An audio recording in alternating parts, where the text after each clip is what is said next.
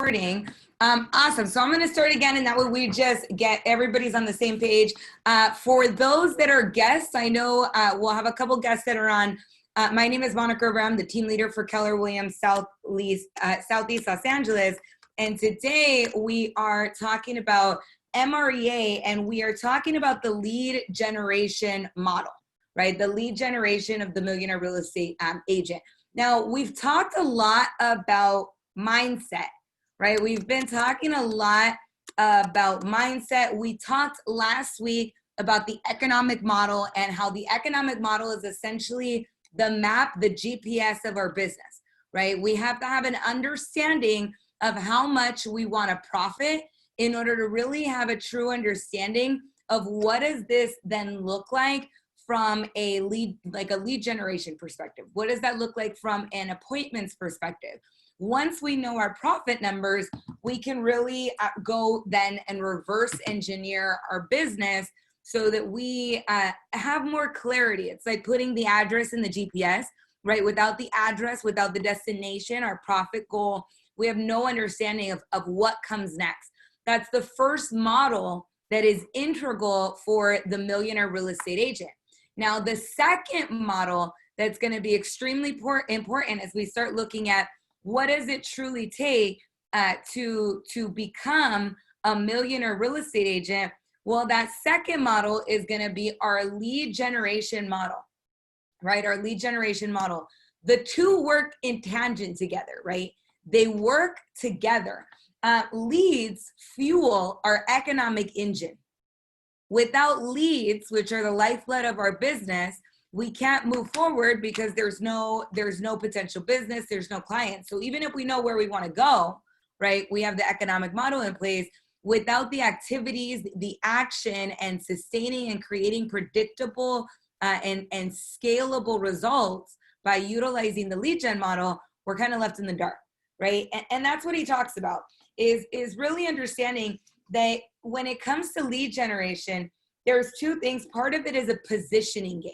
So if I was to ask right now, and you can throw this in the chat box to say, hey, you know, if I was to ask you for a soda brand, what is the most well-known soda brand?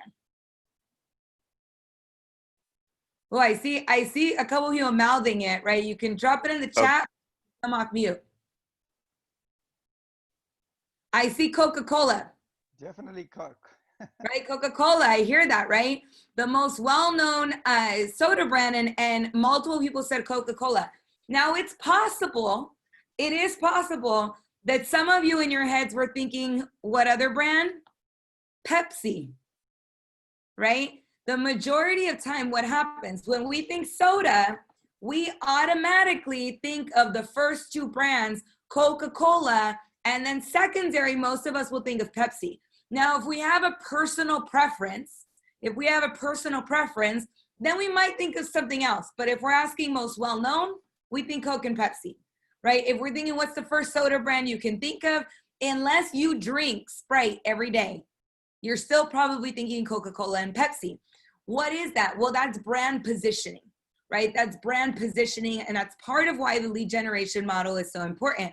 Why do we think of those brands first? We've been marketed those brands our entire life, right? We've been marketed to those brands our entire life. We grew up with that. We saw that. And what he talks about is they've done different studies, right? And what they found, and you can see the graph on page 134, right? And in most people's minds, when they think real estate, there is one real estate agent that will come to mind, right? Most sellers will actually only interview, 76% of sellers will only interview with one agent, right? With one agent. 16% might connect with two, and 8% think of everything else. But it's because of what we call mind share, right? It's how we're positioned in their mind. So the point when we talk about the lead generation model, the point where we move from being just a real estate practitioner to a real estate owner is how do we become like the Coca-Cola for all of our clients, for the people in our network. There is a reason that top real estate producers, what do they say? They say most of my business comes from Referrals. I saw a couple of you mouth that right away, right? It comes from referrals. It comes from referrals. And yet, how do they do that? Well, we gain referrals when someone is at a baby shower over the weekend and their friend happens to mention, oh, I've been thinking about buying.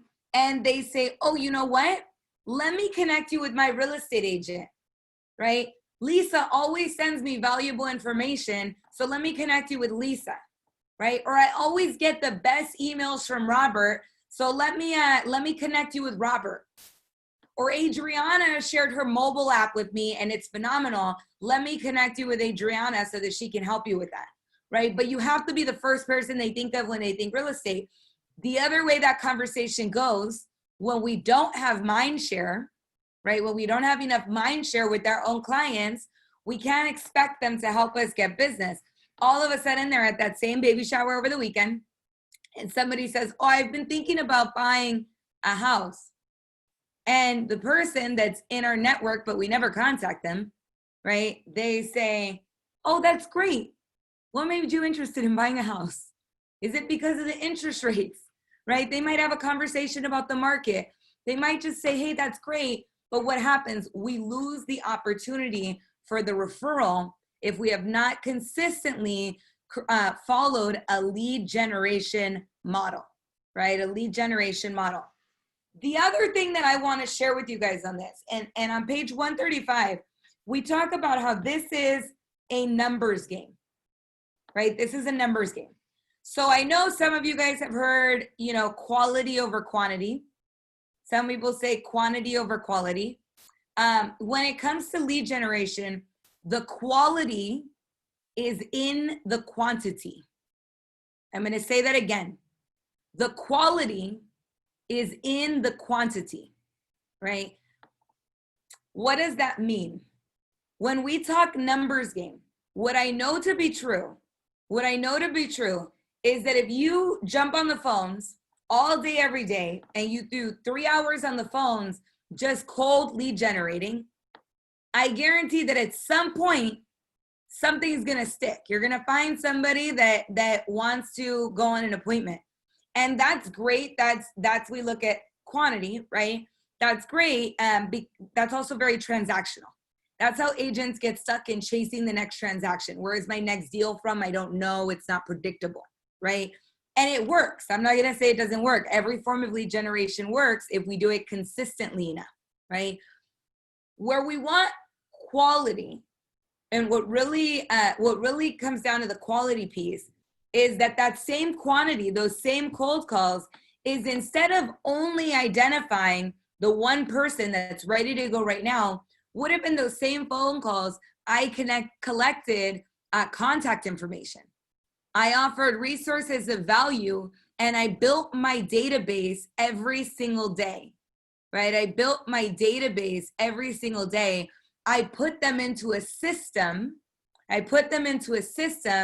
That helps me to communicate to them regularly. And now I can predict that not only can I find that potential one appointment, but over the course of the next 12 to 18 months, for every 12 people, for every 50 people that I cultivate that relationship with, I can get a potential referral.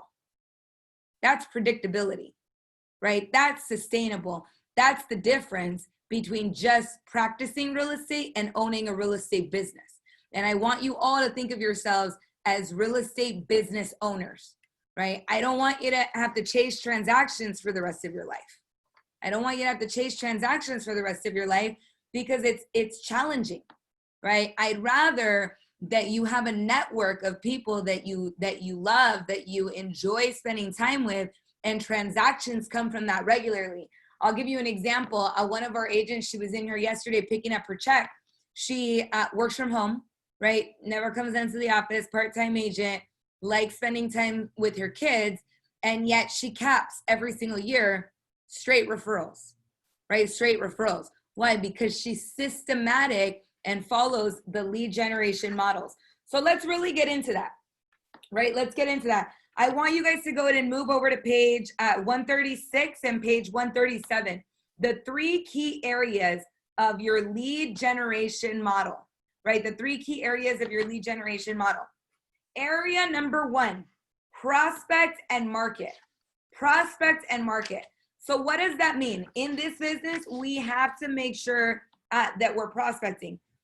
Before we get into the details of what that looks like, I want you to take a look at the figure on page 137, right? On page 137. So if you're not able to see it in front of you, essentially it's going to be a circle, and it's got a couple different circles inside of it. What that circle has is we prospect and market to the general public, to the people that we haven't met, with the intention of what? Our intention is to turn somebody that we haven't met potentially into a somebody that we've met. Now, how do we do that? So the haven't met people, that's everyone, right? That's everyone that I haven't met. But I want to figure out what is my target. So an example of that is geographic farming. I am going to select Downey and market and prospect specifically to Downey with the intentionality of turning individuals in Downey into part of my database, right? Of adding them to my database, of adding them to somebody that I've met. How do we do that? We do something called the 12 direct, right? We do something called the 12 direct. This has changed a little bit. It's now called the 18 to connect, which is part of MREA 2. It has not been released yet, right? But it's now called the 18 to connect. Once we meet those people, so I choose my geographic farm, and what does the 12 direct look like? Pre-COVID, that might be I door knock, and if I have a farm of 500, right, I hit 125 doors every single week, so that every single person in that farm sees me a minimum of once a month, 12 times over the course of a year, right? If I have a farm of 1,000, I door knock 250 homes every single week, so that I can hit at minimum that 1,000 homes once a month, 12 direct. Pre-COVID, right? Right now, no door knocking, subject to your state guidelines. And on the flip side of that, what are some other options of a 12 direct? A 12 direct is also, this person gets 12 mailers from me over the course of the year, right? Somebody that I haven't met, so that we can turn them into a met. Our goal here is to turn them into a met. So you guys can see the circle as it exists here, right, where it's circular.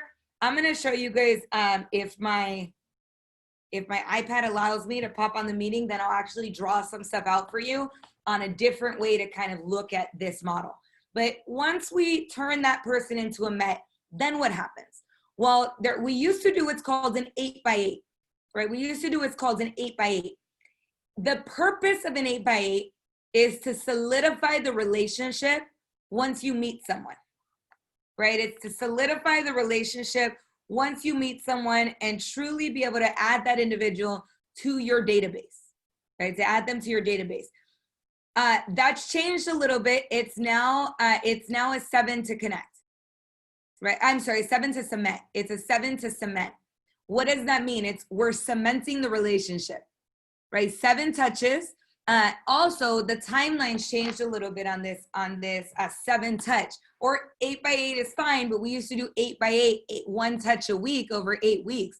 What we've realized is that, let's say that your haven't met comes in and it's an online lead, right? It's an online lead.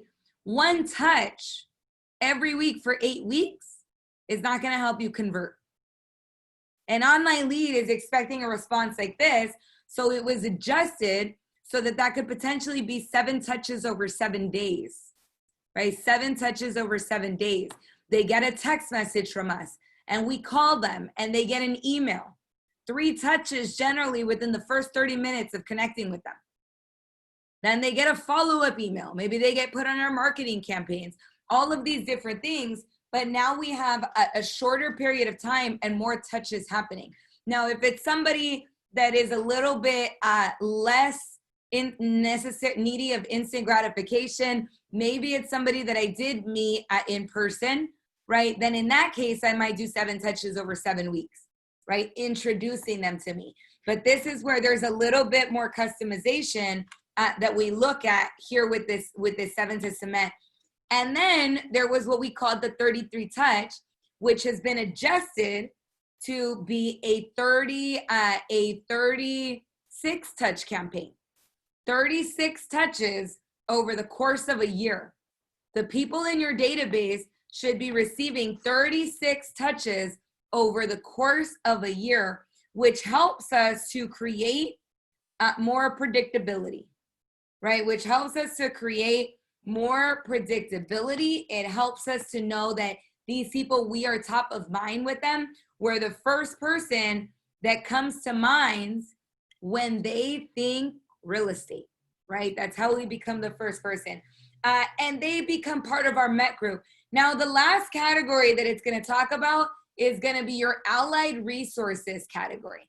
Allied resources. What are our allied resources? That's going to be very important as well. Your allied resources are going to be what you could call in a brand like the brand evangelist, right? That's the person that they believe in you so much that they send everybody your way, right? They send everybody your way. They super are invested in your business, in what you do, and they will send you business just because they believe in you, right? They may not even have worked with you. You identify those people, your one-on-one individuals, and those people will help you to continue to find more business, right? You take care of those people. So let's jump over to page 138. Right, and if there's questions that come up, please drop them in the chat box, and I know I will. I'll make sure that I address those as well. I'm trying to see if I can also get this drawn out for you guys because I think that'll be really helpful. Let me pop this open. 7. Okay, I'm gonna let that kind of take care of itself. Oh. Nope. Okay, so let's jump over to page 138. Now, if you've ever wondered, what type of prospecting should I do? I am going to share all forms of prospecting. Every single type of prospecting is what? It can be effective. All types of prospecting work. They just work to different degrees, right? There is no one size fits all. What we do know is that some of the prospecting items that are on this list might be a little bit less effective right now, right? They might be just a little bit less effective right now. Why? Because we're in a pandemic, right? We're in a pandemic, and being in a pandemic absolutely changes things, right? It changes things. It makes it a little bit harder for us to do things that right now, because of the pandemic, are restricted, like open houses, like door knocking, that many of us are more used to doing. However, there's an entire list here. Now let's talk about the difference between prospecting and marketing, right? Prospecting and marketing. Prospecting is I am proactive in finding business, and I am direct. I am potentially asking for the sale, right? I am asking for the sale. On the flip side of that, marketing is I'm looking for inbound calls, right? I'm doing marketing. I'm putting myself out there with the expectation that I will get an inbound call, an inbound text message, an inbound Instagram message, right? It could be a number of things. So prospecting, I call a for sale by owner and I ask them if they would be interested in selling, right? That is direct. That's prospecting. Anything that has to do with I pick up the phone and I am directly asking for the business, expireds, just sold, just listed, past clients, allied resources, geographic farm, apartments, corporations, builders, banks, third-party companies. When I call those, that's prospecting, okay? Face-to-face prospecting, allied resources. So you see it says meals. What does that mean? It's if you have that allied resource, that brand evangelist that can potentially continue to send you business, right? That might be a lunch meal, right? Talking business, talking shop, door-to-door, door knocking, canvassing, open houses, client parties, networking events, social functions and community events, seminars like a home buyer seminar, home seller seminar, booths at an event, teaching and speaking opportunities. Those are still prospecting opportunities, right? Those are still prospecting opportunities. Now, the goal here is, how do we best identify the right prospecting opportunities for us? Obviously, face-to-face is off the table. My recommendation is that everyone should have at least two, right? At least two what they're going to do towards their prospecting. But that's going to be that first piece. Now we look at marketing. What entails marketing? Advertising, right? Print marketing, newspapers. Some people will have those decals on their vehicle, billboards. We don't see those as often anymore. Magazines, radio, grocery carts, television. That's advertising.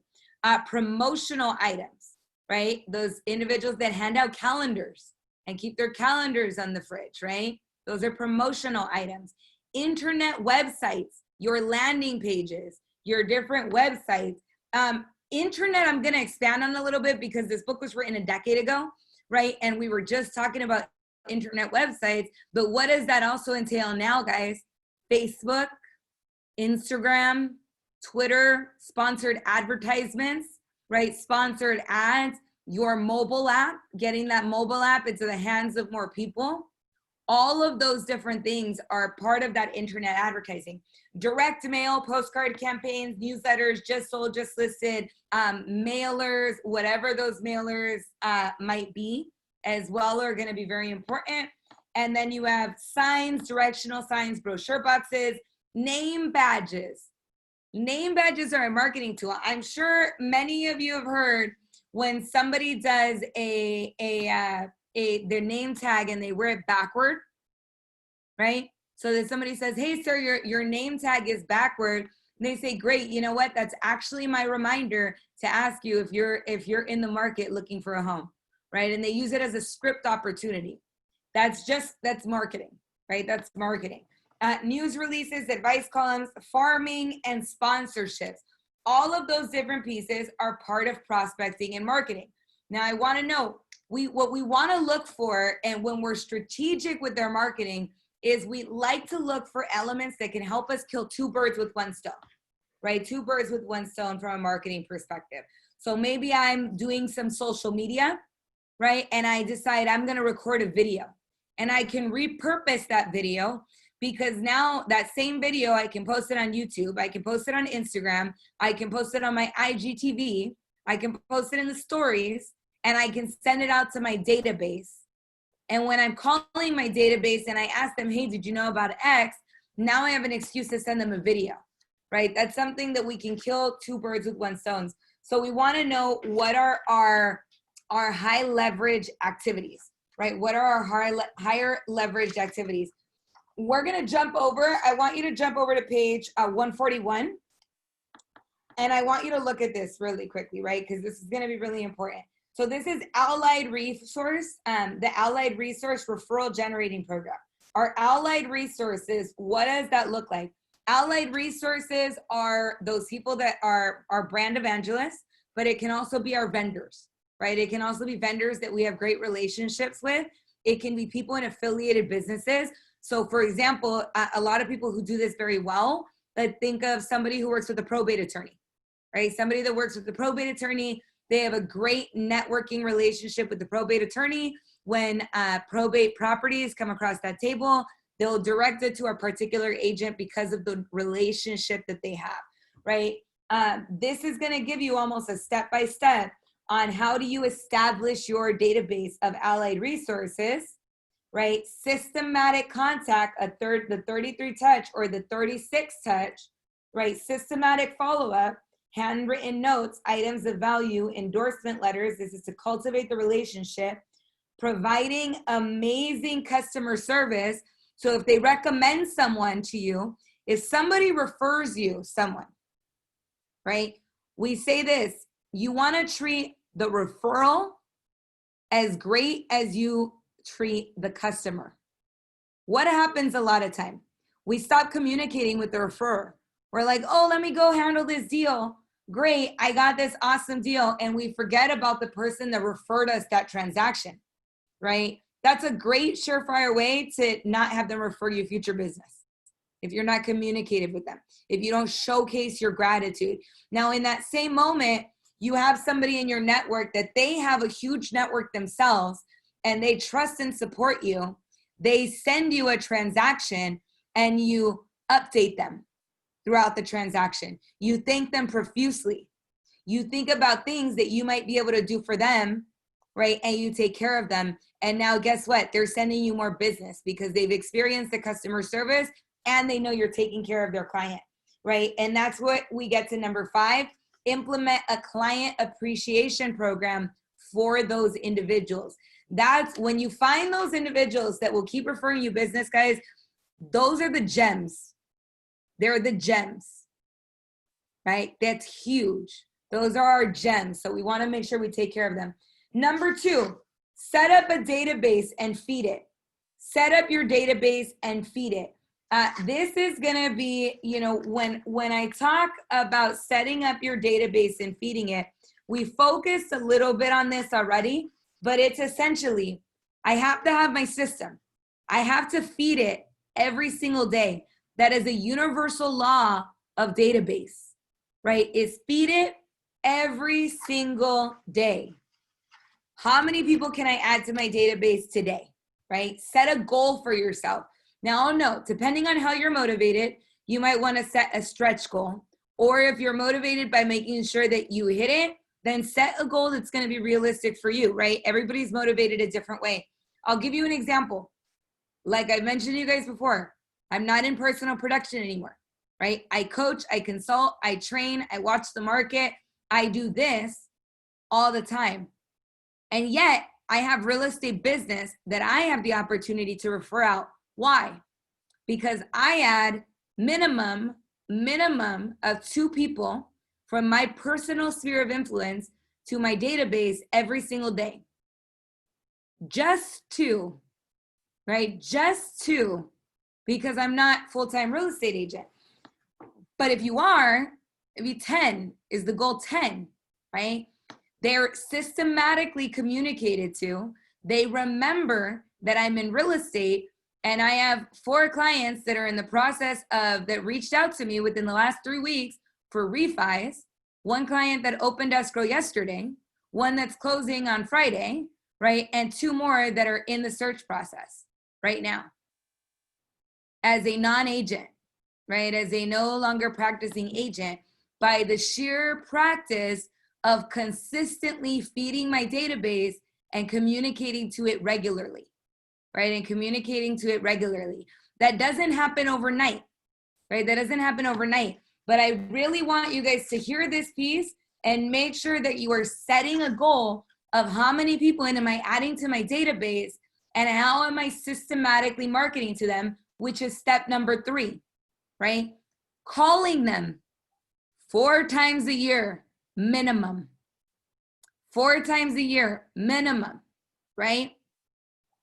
24 emails, an email, right? Twice a month, an email twice a month. Guess what, guys? The bi-weekly neighborhood nurture and command. That's 2 emails a month, right? That's 2 emails a month. The quarterly call campaign reminds you to call them every 90 days. That's 30 touches just with that, right? Just those 2 pieces, that is 30 touches. If all you did was put 200 to 500 people into your database, right? Put them on the quarterly call campaign, put them on the bi-weekly neighborhood nurture, and maybe send some additional information every other month, I guarantee that you would have business. I guarantee it because it happens in my business, right? I guarantee it because you position yourself and they're systematically marketed to you, right? Now, if you take away that phone call, if you do not call them once a quarter and you think, you know what, I'm just going to put them on the email campaign, the results go down dramatically. When we have somebody on a true 36 touch, where I call them every 90 days and I ask for the business, where I market to them regularly, where they're getting a birthday card from me, where they're getting an anniversary card from me, right? Where I'm commenting on their social media, where I'm involved with them, where I message them regularly. What we know to be true is over the course of time, if you're systematic with it, it takes about 12 to 18 months to activate your database, right? To truly activate a database. And yet what we know predictably is that for every 12 people in your database, there is a potential transaction, a referral, minimum. For every 12 people, if you follow the system. If you follow the system. But what happens, we forget to call. We only call the people that rose their hand and said, yes, I'm thinking of potentially buying. And we forget about our aunt, our uncle, these other friends that are in our network who are going to that baby shower over the weekend. And somebody is saying, hey, I've been thinking about buying. And because you are not top of mind, they're saying, oh, that's great. Instead of saying, hey, let me connect you with Brittany, right? Hey, let me connect you with Mario, my realtor of choice, because I know they're going to take care of you because they always send me updated information about what's going on, right? The difference between practitioner and chasing transactions, right, and real estate business owner that utilizes systems, tools, and models to help create a sustainable, predictable business, right? A sustainable, predictable business. So I'm going to share on page 146 and page 147, this is going to go through a potential touch campaign, but I also just gave you one, guys, right? Quarterly calls, 26 emails, right? The email every 2 weeks, as well as birthday card, right? The birthday campaign, the anniversary campaign, all of those smart plans that are already built out. But this is also going to give you some examples. This is also going to give you some examples of that piece, right? And why that's going to be important. And I know that's a lot of information right now. So what I want you guys to do for homework, I'm going to give you homework because education is not for, we don't learn, right? Just to go take this education. I don't believe that knowledge is power. I believe that applied knowledge is power, right? If we learn for earning's sake, we want to learn to earn, right? So we need to implement. So right now on the lead generation model, I want you guys to make sure you are reviewing what we went through on lead gen model, right? I want you to go look through your phone and start identifying who in my phone do I need to get into my database. You can scroll all the way down to your phone to see how many contacts you have in your phone, right? For some of you, it's going to be 200. Great. For some of you, it's 1,000. I know for me, I think I have like 4,900 people in my phone. It's crazy because I put everyone, every single person in my phone, right? And yet we need to start looking at those so that we can create a realistic goal, right? For how many people are you going to now put into your database every single day, and put them on an 8x8 campaign. If you are using command, go into smart plans and familiarize yourself with the quarterly call campaign, the bi-weekly neighborhood nurture. If you want to go a little extra, there is a built-in 8x8 you can customize, right? You can customize for yourself. It's already created for you, right? It's already created for you. And I want you to set a goal and start implementing of I am going to make X amount of phone calls a day and add 10 people to my database every single day, right? I'm going to have a conversation with them about real estate. I'm going to get their updated information. I'm going to ask them what their real estate plans are, right? I'm going to ask them what their real estate plans are for the next year. And I'm going to put them in my database and put them on the right plans. I guarantee you do that, you will start finding business. You will identify individuals that raise their hand and say, I want to buy, I want to sell. I know somebody, the who do you know, right? The who do you know that I should be in contact with. It's simple, right? It's simple. It's not easy. Simple, not easy, right? But I want you guys to go ahead and apply that. On the next session, we are going to go a little bit into what it looks like to focus on seller listings. I know we've been talking about that a lot, but we're only going to go through a small piece on that. And then we're going to go through the budget model, right? The budget model is important for us to really have an understanding what percentage of our business should be cost of sales, what percentage is expenses, and what percentage is profit, net income, right? Profit. This next section is going to be very numbers based, right? So I don't want you guys to worry about it too much, but it's going to be numbers based. We as business owners need to know our numbers, right? We need to know our numbers as business owners. So we're going to be talking about that, and then we'll go into the org chart, and then we're really going to start building pieces down a bit more into the fundamentals and like digging deep, right? Right now we're doing the overview of the models. So that is your homework for today, right? And I hope you guys have an absolutely phenomenal day. If you are not registered yet, we are doing our commercial panel with Rich and myself, and we have 4 amazing commercial associates that are going to be looping on and sharing about what it means to be in commercial real estate right now. What are the opportunities in commercial real estate that exist, right? What does that look like? We're going to be talking about that at 10:30, right? At 10:30 today. So I hope to see you guys on there with any questions that you have. And I look forward to talking with you all very, very soon. I hope you have an absolutely phenomenal rest of your day. Bye, everyone.